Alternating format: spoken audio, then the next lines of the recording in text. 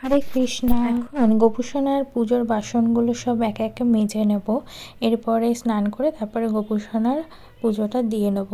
এখানে আমি চলে এসেছি গোপুসোনার বাসনগুলো মেজে নিতে। অবশ্যই বাসি জামা কাপড় ছেড়ে আমি একটা ধোয়া জামা কাপড় পরেই গোপুসোনার বাসনগুলো সব মাজা ঘষা করছি, কারণ অনেকেই প্রশ্ন করতে পারেন যে গোপুসোনার বাসন কেন স্নানের আগে মাজছি। কথাটা আমি আগেই বলে দিলাম। আর যেখানে বাসনটা মাজি সেখানটাও কিন্তু আমি আগে থেকেই পরিষ্কার পরিচ্ছন্ন করে নিয়েছি, মানে মেজে নিয়েছি। বাসনগুলো মাজা হয়ে গেলে বাসনগুলো ভালো করে ধুয়ে তারপরে গোপুসোনার স্নানের জলটাও কিন্তু আমি এখান থেকে একেবারে তুলে নেব। কোথা থেকে আমার এই ভিডিওটা দেখছেন সেটাও আমাকে কমেন্ট করে অবশ্যই কিন্তু জানাবেন। আর গোপুসোনার ভিডিওগুলো আপনাদের কেমন লাগে সেটাও কিন্তু অবশ্যই আমাকে জানাবেন।